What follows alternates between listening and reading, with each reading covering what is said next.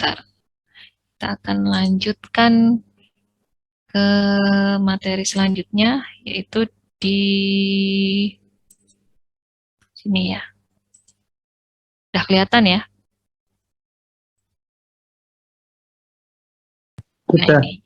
Jadi kerangka dari termodinamika larutan ya. Jadi ini tuh sebenarnya perumusan rumus yang nanti akan digunakan pada materi selanjutnya, yaitu di kesetimbangan fasa ya. Nah, ini saya sudah ringkas ya, paling sudah saya terjemahkan ke dalam bahasa Indonesia. Saya orek-orek sendiri karena saya juga, karena ini sebenarnya tuh materi ini itu tidak diberikan pada tahun-tahun sebelumnya. Jadi baru angkatan kalian ini yang mendapatkan materi ini karena memang dulu-dulu sudah diberikan dan ternyata basicnya itu perlu seperti itu. Gimana nih gesernya ya? Kok tak bisa? Nah,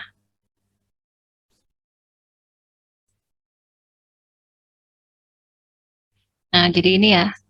Jadi tadi kerangka termodinamika larutan. Nah, apa yang akan dibahas di dalam chapter 10 ini adalah terdiri dari 6 topik ini ya. Jadi yang pertama korelasi sifat fundamental dari besaran-besaran termodinamika, kemudian ada potensi kimia dan keseimbangan, kemudian ada partial properties, korelasi sifat untuk campuran gas ideal, fugasitas, kemudian excess properties untuk larutan ideal. Jadi jangan kaget kalau nanti isinya itu memang penurunan persamaan gitu ya.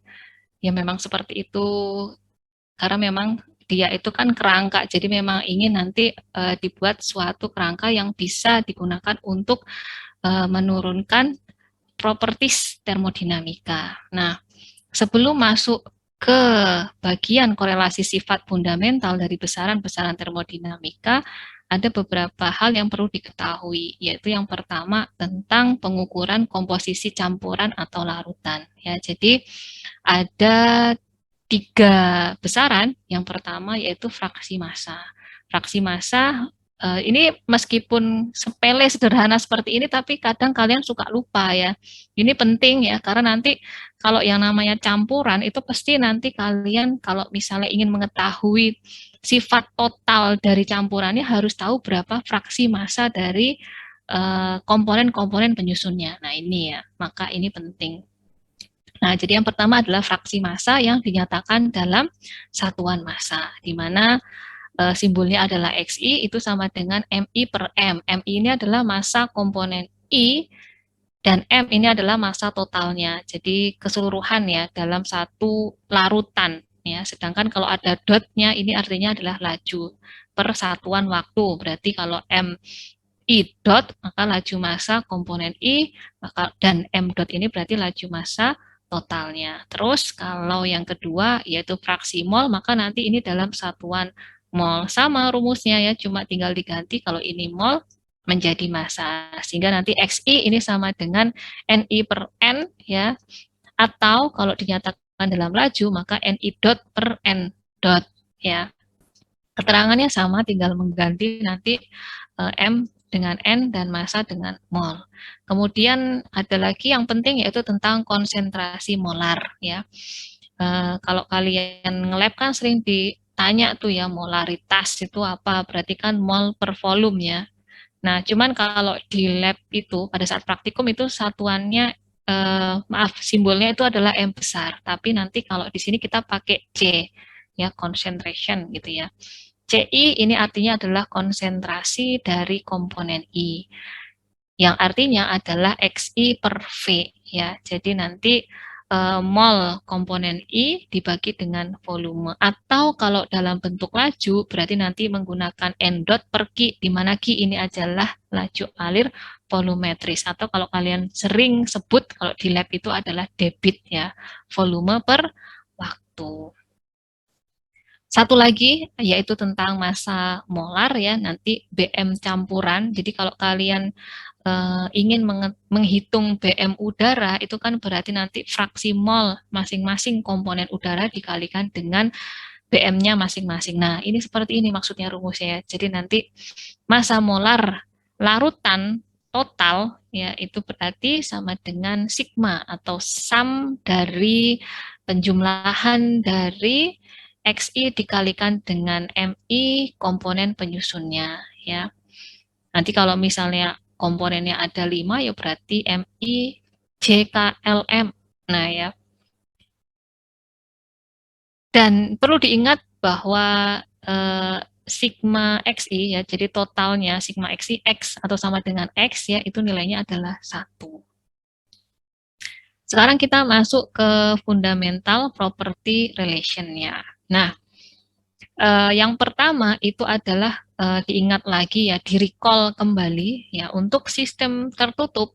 Ini gambaran sistem tertutup artinya yang ada itu hanya transfer panas aja ya, di mana massa itu tidak bisa keluar masuk dari sistem ya, berarti tidak ada transfer massa ya. Energi Gibbs total pada sembarang sistem tertutup satu fase, ini masih satu fase ya, dan tidak ada reaksi kimia, itu maka nanti bisa dituliskan dengan persamaan ini. Jadi energi Gibbs totalnya dalam bentuk diferensial, maka nanti dNg sama dengan NVdP dikurangi dengan NSdt ya, di mana energi Gibbs-nya ini sebagai fungsi dari tekanan dan temperatur. Jadi perubahan tekanan dan perubahan temperatur. N-nya sendiri adalah jumlah mol total ya. Kemudian kalau sistemnya ya untuk sistem dengan komposisi konstan ya N-nya itu adalah konstan, maka nanti ya dNg dNg per dP pada T dan N tetap, pada temperatur dan N tetap. Jadi ini kalau baca kayak gini ya. Jadi perubahan energi Gibbs terhadap perubahan tekanan pada temperatur dan mol konstan. Itu sama dengan NV ya. Kalau T-nya tetap, maka DT sama dengan 0 ya. Kan di sini ya. Sehingga nanti kita bisa menghitung bahwa dNg per dP itu sama dengan NV. Kan seperti itu. Tapi karena di sini parsial ya maka dNg per dP sama dengan NV. Kemudian kalau P-nya tetap, berarti kan di sini dP sama dengan 0. Maka nanti dNg per dT sama dengan min NS. Ini maksudnya adalah perubahan energi Gibbs terhadap perubahan temperatur pada tekanan dan mol konstan. Nah, sekarang bagaimana kalau sistemnya terbuka gitu ya? Kita recall kembali kalau sistem terbuka itu artinya energi atau panas itu bisa keluar masuk sistem, begitu juga dengan massa. Massa bisa keluar masuk sistem. Perubahan energi Gibbs total pada sembarang sistem terbuka masih dalam satu fase dan tidak ada reaksi kimia, maka nanti jumlah energi Gibbs totalnya itu merupakan fungsi yang tergantung dari beberapa faktor ya, atau istilahnya adalah properties dari ini ya, keadaannya dia ya, bisa tekanan, bisa temperatur dan juga bisa komponennya ya, yang dinyatakan dalam mol komponen I. Jadi N1, N2, Ni ya, N-nya macam-macam. Nah, ini maksudnya fungsi ya.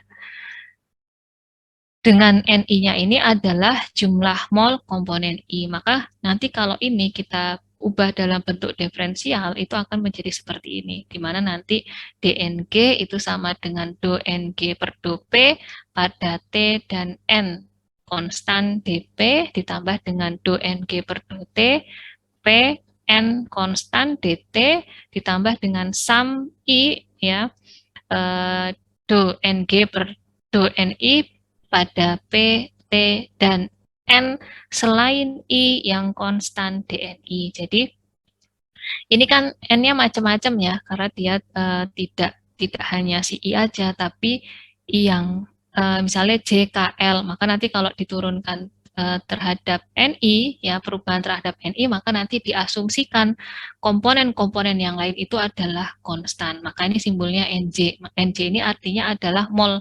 komponen-komponen lain yang selain I, ya, yang dianggap konstan. Tapi nanti ini ada lagi kan ditambah dengan bla bla bla bla, pokoknya sebanyak dari si apa namanya komponennya. Nah, suku terakhir ini diulang nanti untuk setiap n-nya dengan yang lain. Nah, kalau misalnya nanti J, ya berarti sigma J gitu kan, do NG NJ, PT NI, DNJ gitu ya, dan seterusnya.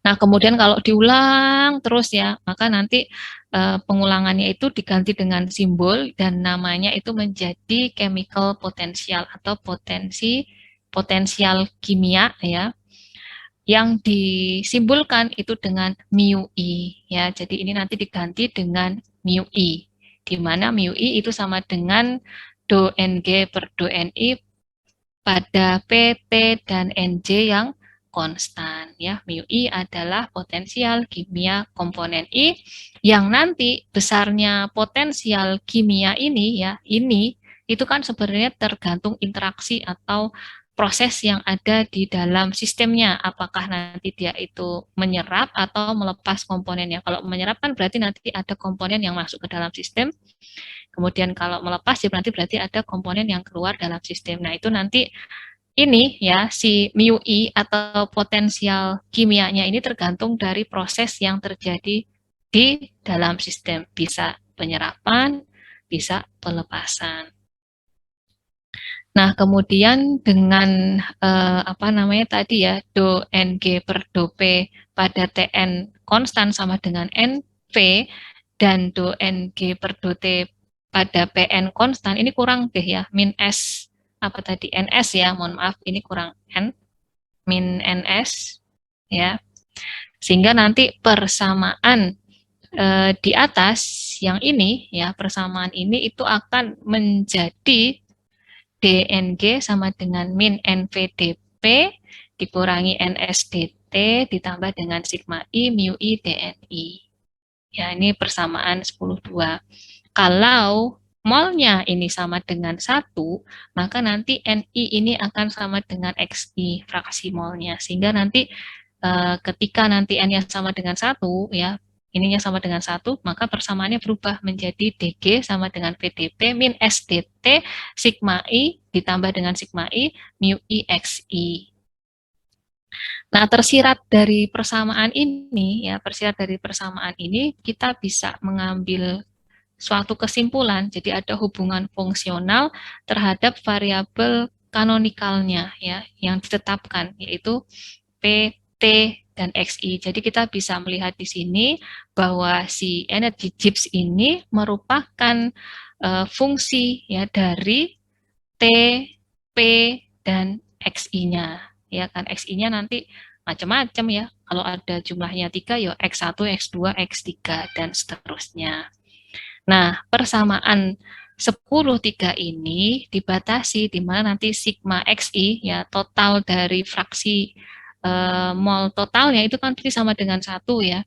Karena kan memang fraksi mol itu sama dengan mol komponen I dibagi dengan mol totalnya. Jadi kalau dijumlahkan fraksi mol untuk semua komponennya itu nanti jumlahnya adalah sama dengan 1 ya. Nah, dari persamaan 10-3 ini kita juga bisa membuat gitu ya. Jadi kalau pada temperatur yang konstan ya, sehingga nanti di sini pada temperatur dan mol yang konstan ya, maka di sini dt-nya 0 sehingga nanti kita bisa mengambil ya bahwa V ini sama dengan dg dibagi dengan dp pada T dan X yang konstan. Nah, hal yang sama kalau misalnya 10-3 ini pada tekanan yang konstan, kemudian pada mol yang konstan, maka nanti yang tersisa kan tinggal ini dan ini, sehingga nanti S ini sama dengan min dg per dt pada P dan X yang konstan. Ya. Nah, kita recall kembali bahwa yang namanya entalpi itu sama dengan G ditambah dengan temperatur dikalikan dengan entropi. Nah, kita gantikan entropinya dengan persamaan 10,5 sehingga nanti akan diperoleh bahwa H itu sama dengan G min T do G per do T pada Px yang konstan. Gitu ya.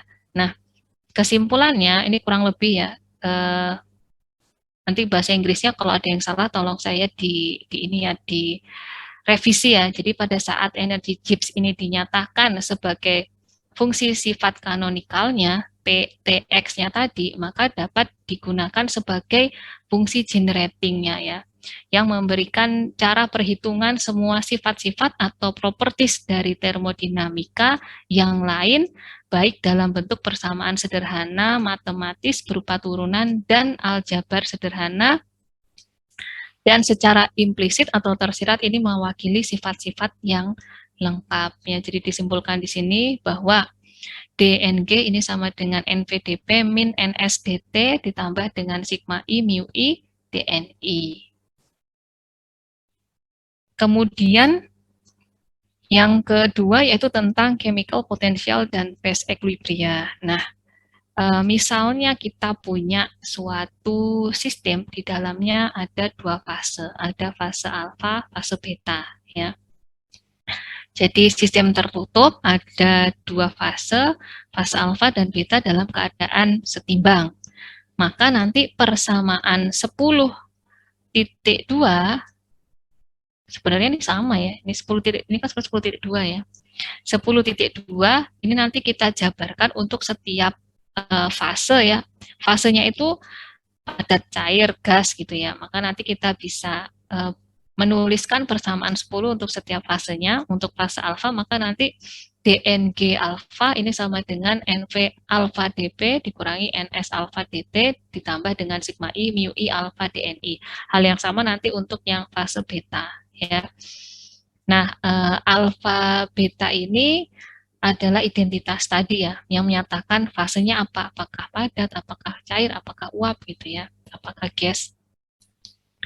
Dan nanti perubahan energi Gibbs total untuk sistem kesetimbangan dua fase ini adalah penjumlahan dari kedua persamaan di atas. Sehingga nanti kalau dijumlahkan ya, maka nanti kita akan mendapatkan suatu persamaan yang mengeneralisir ya, yang mewakili besaran-besaran termodinamika lainnya yang kita simbolkan dengan M. Ya, jadi nanti M ini mewakili besaran-besaran atau properties termodinamika yang lain seperti misalnya entalpi, kemudian energi dalam, entropi, kemudian Gibbs, volume, tekanan, temperatur, dan lain sebagainya ya. Jadi jika masing-masing besaran termodinamika dalam sistem ini diwakili oleh M, maka nanti NM totalnya itu sama dengan NM fase alfa ditambah dengan NM fase betanya gitu ya. Ini menyatakan ini mol total, ini mol dari masing-masing fasenya tadi.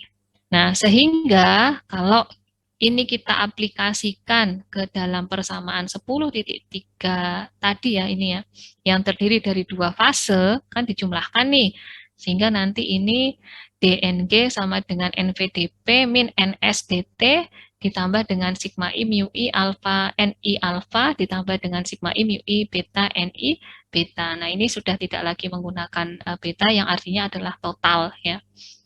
Nah, untuk sistem tertutup dua fase tidak ada reaksi kimia pada saat kesetimbangan, artinya itu adalah tekanan dan temperaturnya sama ya, kesetimbangan mekanis dan kesetimbangan termal ya, maka nanti kita kurangkan ya, jadi dari persamaan DNG NVDP min NSDT ya, dikurangi dengan yang ini tadi persamaan yang paling akhir sehingga nanti akan diperoleh sigma I mu I alfa DNI alfa ditambah sigma I mu I beta DNI beta sama dengan 0 ya. Nah, perubahan, jadi ini kan nanti sebenarnya mengidentifikasi pada perubahan yang terjadi pada proses itu ya, apakah dia penyerapan atau pelepasan dari masanya gitu ya, atau komponennya ya. Sehingga nanti di sini saya tuliskan, jadi perubahan DNI alfa dan DNI beta ini sebagai hasil dari proses transfer massa antar fase ya. Sehingga nanti kita bisa rumuskan, maka DNI alfa itu sama dengan min DNI beta. Jadi nanti ketika ada beta ini yang ditransfer ke alfa ya, berarti kan nanti dia akan mengurangi di fase betanya gitu intinya.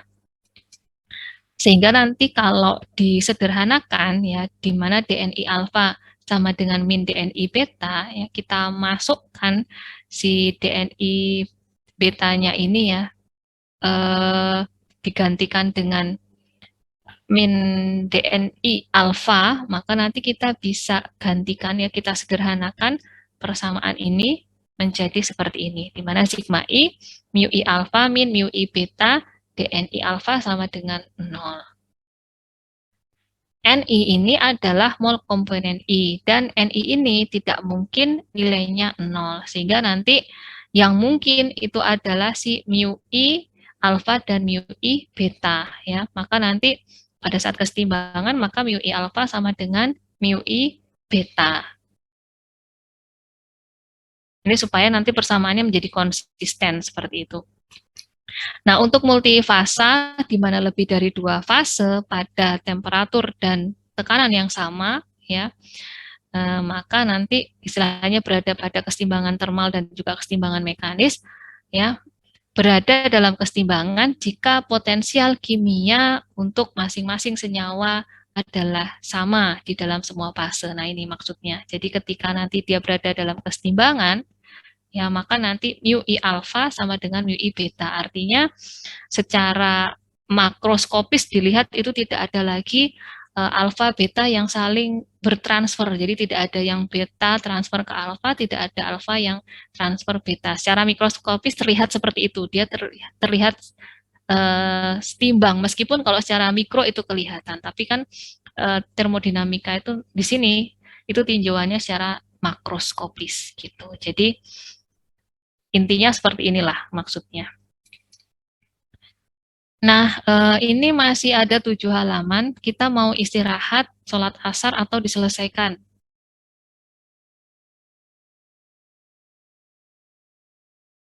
Halo? Yuk. Ah? Open mic dulu, baru bicara. Jangan bicara sambil open mic, jadinya terputus. Gimana? Mau istirahat, sholat, atau lanjut?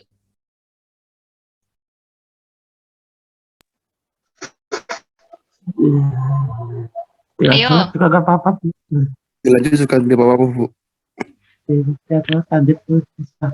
Lanjut. Oke. Lanjut. Oke ya.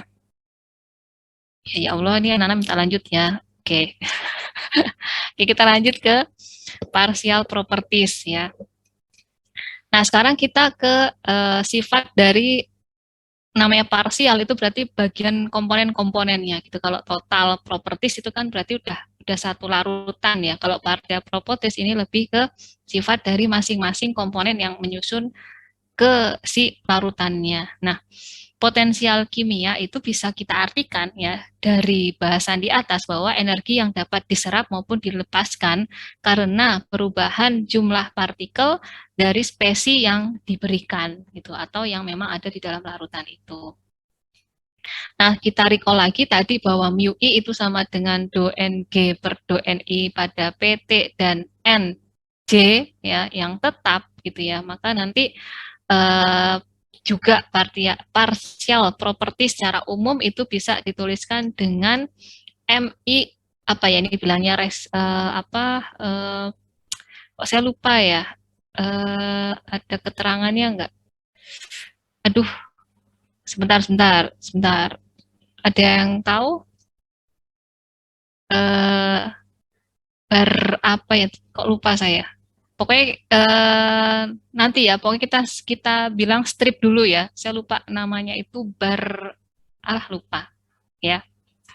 Nah, sehingga nanti kita anggap di sini MI strip ini sama dengan partial molar properties komponen I yang mewakili sifat-sifat termodinamika apapun dalam larutan. Jadi ini mewakili nanti partial properties molarnya ya dari komponen I yang ada dalam larutan. Jadi misalnya ada ICKL, MNOPQ. Nah, sehingga nanti kalau ditulis ya maka nanti untuk partial properties-nya adalah do NM per do NI pada jadi perubahan properties komponen dibagi terhadap perubahan mol dari komponen I terhadap tekanan atau pada tekanan, temperatur, dan mol komponen lain yang konstan. Nah, tanda strip di atas ini itu maksudnya adalah respon function ya. Jadi merupakan perubahan sifat total NM akibat penambahan komponen I yang berbeda ke dalam larutan pada tekanan dan temperatur yang konstan. Nah, ini di Smith-Vaness ada ya. Jadi kalau solution properties maka nanti simbolnya adalah M saja. Contohnya ini volume, spesifik volume, kemudian U, kemudian H, kemudian S dan G ya. Kalau partial properties maka nanti di atasnya itu adalah MI strip ya. Contohnya adalah FI strip, MUI strip, HI strip, dan SI strip, serta GI strip. Nah, kalau misalnya dia nanti pure species property, ini nggak ada ya. Ini nggak ada, sehingga nanti MI, contohnya adalah MUI, HI, SI, dan GI. Nah, kemudian kita masuk ke equation relating molar dan partial molar properties. Jadi, dari mana ya? Dari sini ya, bahwa pada dasarnya hubungan antara persamaan ya partial molar properties dengan solution properties itu saling berhubungan, di mana partial molar properties itu bisa dihitung ya, atau kita bisa menghitung istilahnya partial molar properties dari data solution properties. Begitupun sebaliknya kita bisa menghitung solution properties dari data partial molar properties. Jadi nanti ini saling berhubungan. Maka kan rumusnya ini ya, sebenarnya nanti kita mau menghitung M ini ya, si solution properties dari sifat partial molar properties-nya. Nanti kita lebih jelas itu nanti di bawah kelihatan banget ya bagaimana hubungan ini. Nah, sifat termodinamika total dari fase homogen, fasenya sama ya sebagai fungsi tekanan dan juga temperatur serta jumlah mol individu komponen yang menyusun fasa. Untuk sifat M ya itu dapat ditulis ya, untuk sifat M misalnya bisa volume, bisa U, bisa H, entalpi, bisa entropi, dan bisa Gibbs. Itu dinyatakan NM sama dengan M fungsi ya. M ini fungsi dari temperatur, tekanan, dan juga mol komponen penyusunnya.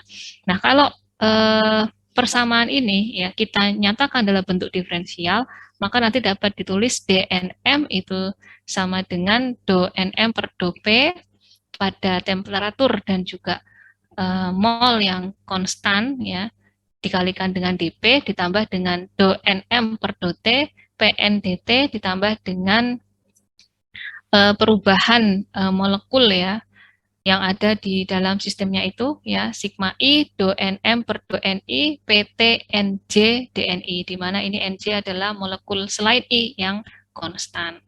Nah, kalau nanti N-nya sama dengan konstan, nah kita dapat mengeluarkan NN-nya ini ya, sehingga nanti dNm sama dengan N do M per do Ptx ya.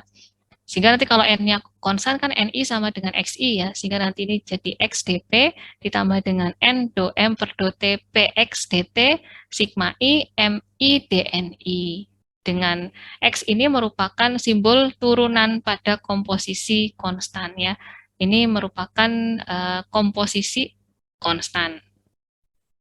Nah, kita punya hubungan di mana Ni ini sama dengan Xi dikali N. Gitu ya. Jadi kita bisa menghitung mol I ya, mol dari komponen I itu sama dengan fraksi si komponen I dikalikan dengan mol total larutan gitu kan ya.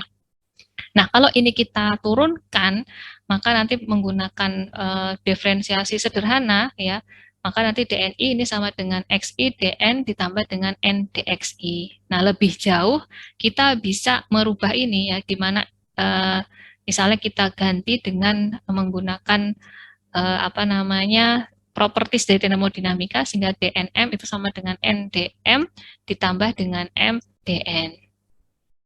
Nah, kalau nanti DNI ya dan DNM-nya ini disubstitusi ke persamaan 10.9, mana tadi 10.9, ya nanti dilihat ya Smith-Vaness-nya. Ini saya berarti ada yang lupa menuliskan persamaannya. Maka nanti kita bisa mengganti ya, sehingga nanti DNM ditambah dengan MDN ini sama dengan N dikalikan do M per do P per pada TX tetap DP ditambah dengan N do M per do T pada P dan X tetap dikalikan DT plus sigma I MI strip XI DN ditambah dengan N DXI ya. Nah, kemudian suku-suku yang ini kita kelompokkan, yang memiliki N dan yang memiliki DN, sehingga nanti kalau kita kelompokkan hasilnya akan menjadi seperti ini ya. Nanti silakan dicek sendiri.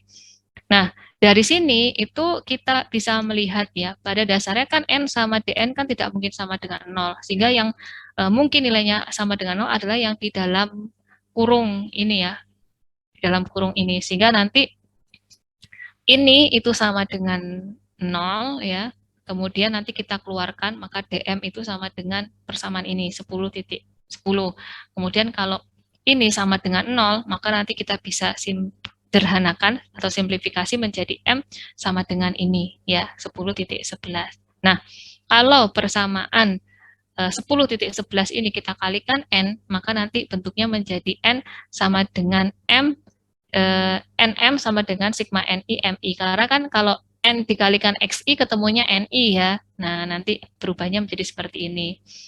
Nah, ini nggak bisa dihapus, ternyata tadi saya berusaha menghapus.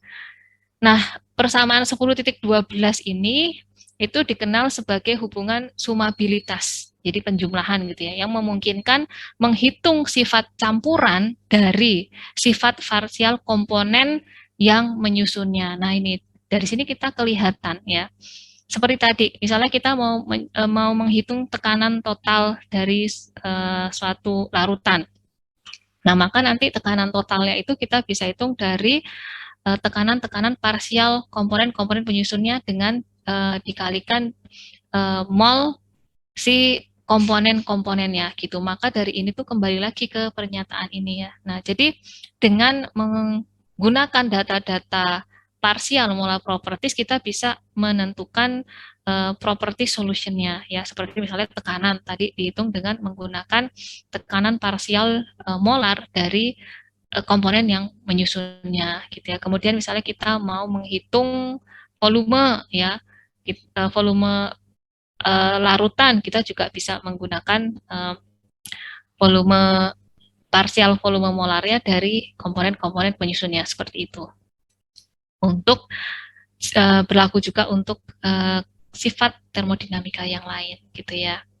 Nah, kemudian nanti turunan dari persamaan 10.11 ini ya, intermezzo dulu. Jadi kalau misalnya kemarin-kemarin kalian misalnya dalam kimia fisika langsung menemukan rumus ini tapi nggak tahu asal usulnya, nah ini adalah asal usulnya gitu ya.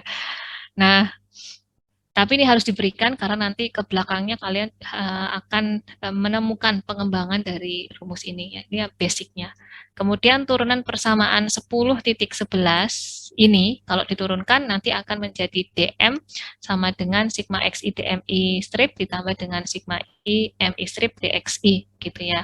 Kemudian ini dikombinasikan dengan persamaan yang di atas ini 10.10, nanti DM-nya itu diganti ini ya, maka kita akan mendapatkan persamaan yang baru, yaitu do M per do P X tetap dP ditambah dengan do M per do T pada Px tetap dt min sigma I Xi dMi sama dengan 0.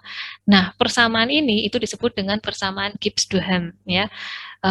Dan ini berlaku untuk perubahan yang terjadi pada fase yang homogen, kemudian juga untuk kasus-kasus tertentu dengan perubahan kombinasi pada tekanan dan temperatur. Dan nanti ini bisa disederhanakan, ya, misalnya pada tekanan tetap, temperatur tetap, maka nanti tinggal ini, ya, sehingga nanti sigma I Xi dMi strip sama dengan 0 untuk tekanan dan temperatur yang konstan, menjadi persamaan 10-14.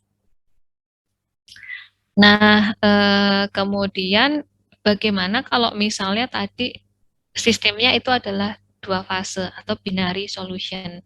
Nah, nanti partial properties in binary solution itu kita bisa menggunakan ini, ya. Nah, di sini misalnya nih ada suatu larutan yang terdiri dari zat A dan zat B gitu, ya.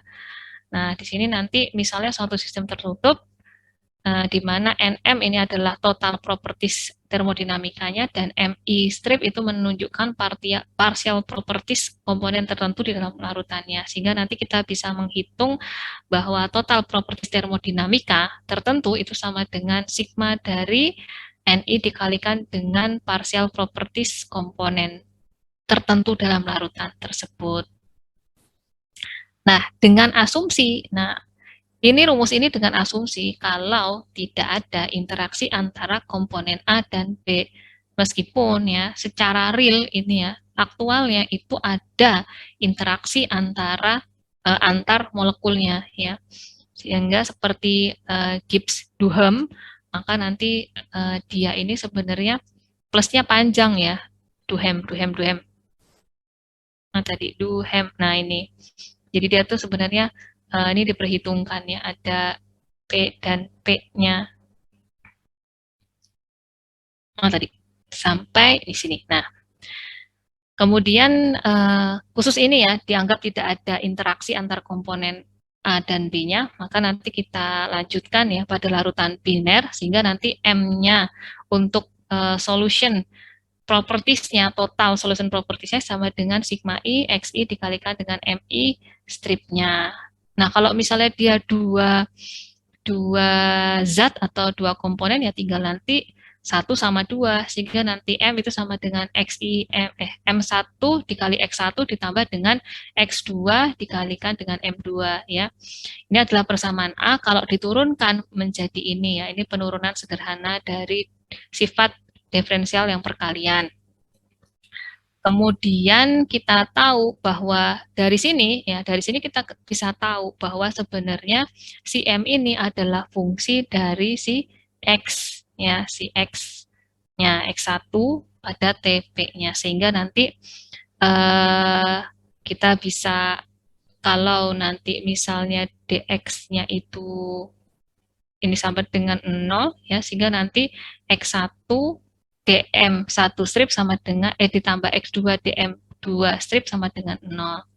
Nah, kan kita tahu, ya, bahwa total jadi kalau fraksi masing-masing komponen dijumlahkan itu sama dengan 0, atau fraksi totalnya dari komponen itu kan sama dengan 1, ya, kok sama dengan 0, sama dengan 1, ya, dimana artinya adalah X1 ditambah dengan X2 itu sama dengan 1, maka X1 ini sama dengan 1 dikurangi dengan X2. Nah, kalau diturunkan, ini D-nya belum ada sebenarnya, kalau diturunkan, maka dx1 sama dengan min dx2, karena turunan 1 adalah 0, kan, ya.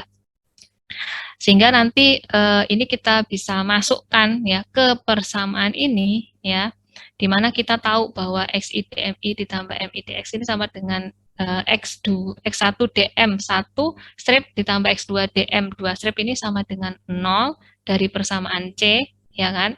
Nah, nanti yang tersisa adalah M1 dx1 ditambah dengan M2 strip dikurangi M2 strip dx2. Nah, ini berubah tanda, tadinya plus jadi min karena ini, ya, hasil penurunan si fraksinya tadi. Nah, sehingga nanti akan diperoleh persamaan yang baru, yaitu dm sama dengan m1 strip dxi dikurangi dengan m2 strip dxi, ya. Sehingga nanti kalau ini dibagi dengan dx1, maka akan menghasilkan persamaan D, ya. Kemudian dari persamaan A dengan X1 sama dengan 1 min X2, maka nanti persamaannya itu akan menjadi M sama dengan 1 min X2, jadi X1-nya diganti ya.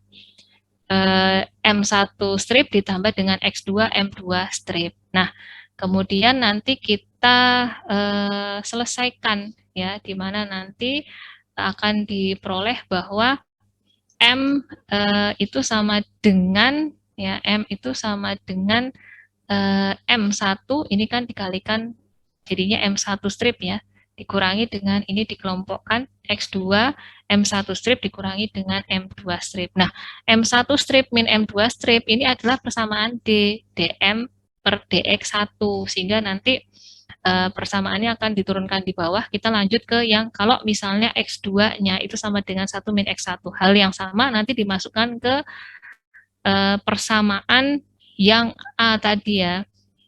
Maka nanti akan diperoleh untuk M yang ini fungsinya X2, kalau yang ini fungsinya X1, di mana M sama dengan X1 dikalikan M1 strip min M2 strip ditambah dengan M2. Nah, ini itu sama dengan dm per dx1. Kemudian nanti ini diselesaikan lagi ya. Nanti bentuknya akan menjadi seperti ini. Jadi ada persamaan M1 strip itu sama dengan M ditambah dengan X2 dm per dx1 ya. Kemudian ada M2 strip itu sama dengan M dikurangi X1 dm per dx2. Nah, ini penurunannya panjang ya. Nah, kemudian nanti persamaan C dibagi dengan X1, persamaan C dibagi dengan X1.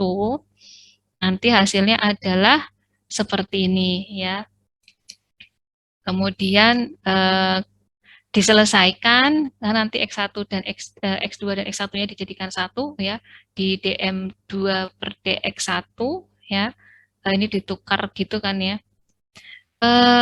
Mohon maaf, ini kayaknya X2 ya, nanti direvisi dilihat sambil buku Smith-Vaness-nya, sehingga nanti ya ini persamaan F ya. Kemudian kalau M1 strip dan M2 stripnya diplot ke grafik versus ya, di mana ini diplot ke garis versus X1, maka nanti akan didapatkan slope atau gradien yang berlawanan tanda. Nah, kalau persamaan E ya dari sini itu nanti dilimitkan ya. Syaratnya ini nanti kalau ketika M1 dan M2 ini nanti diplotkan versus X1, maka nanti bentuknya adalah suatu garis horizontal. Artinya komponennya itu mendekati murni. Nah, penjelasan lebih jauh itu sebenarnya pada contoh 2.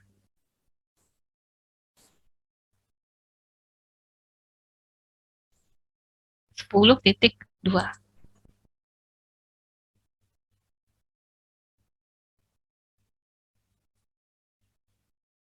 Nah, ini sebenarnya mau memperlihatkan ini ya. Jadi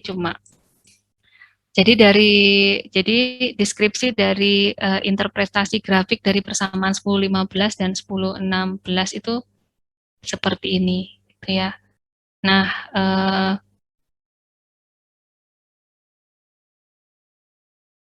kita enaknya kita lanjutkan sambil besok ya. Ya udahlah. Oke. Nah, coba kalian ya, nanti kalian pelajari example 10.2 sama 10.3.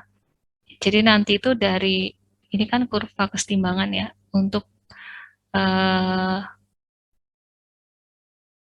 nanti ini akan digunakan untuk pembuktian rumusnya, sehingga nanti akan diperoleh rumus ini dan rumus ini gitu ya. Tapi ini panjang, nggak panjang banget sih, ya udahlah. Oke, baik. Mau diteruskan nggak?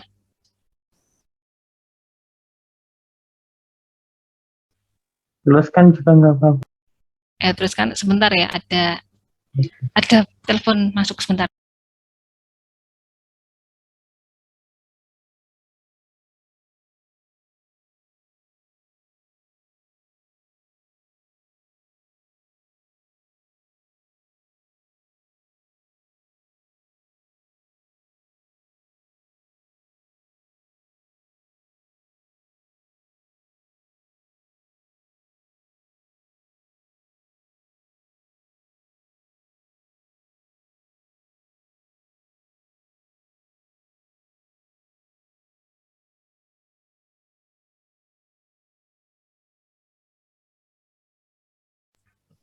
Nah, itu tadi kalau persamaan 10, 15, 10, 16 itu bentuknya kan ini ya.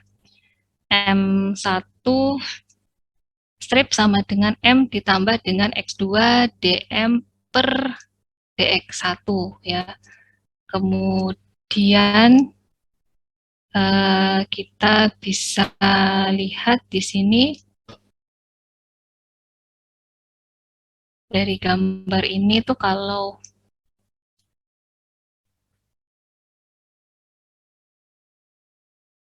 jadi misalnya dari gambar ini kan ada I1, ada I2 ya.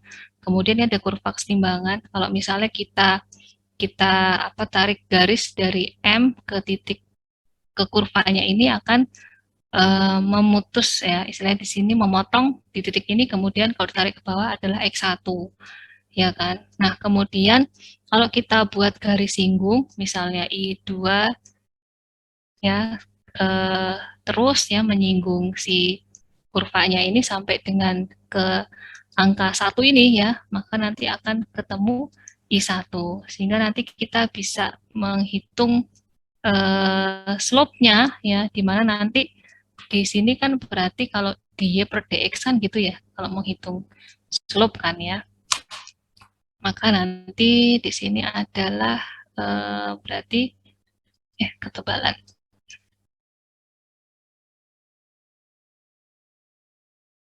Sehingga nanti di sini aja lah dm ya per dx1 itu sama dengan, berarti kan kalau di sini m min I2 ya, m min I2 per X1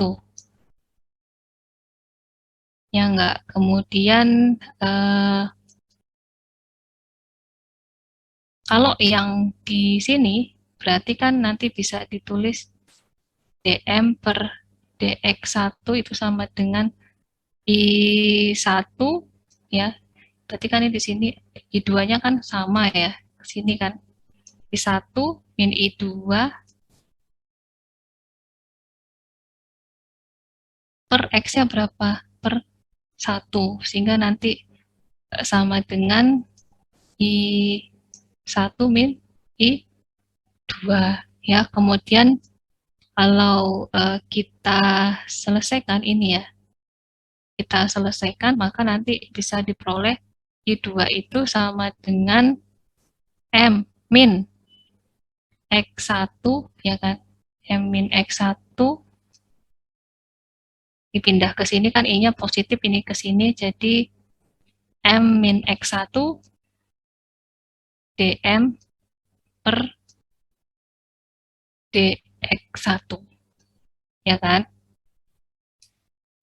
Nah, kemudian kalau yang ini kalau dirubah kan berarti I1 itu sama dengan I2 ditambah dengan dm per dx1 ya enggak. Nah, kemudian nanti kita bisa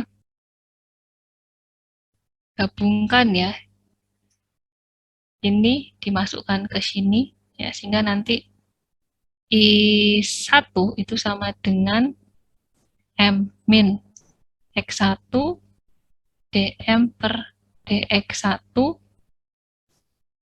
ditambah dm per dx1 ya enggak. Kalau kita sederhanakan lagi berarti is 2 lagi. I1 sama dengan M ditambah, misalnya kita balik posisinya 1 ditambah, 1 dikurangi, 1 dikurangi X1 dm per dx1. Benar ya? Benar ya? Benar ya ini?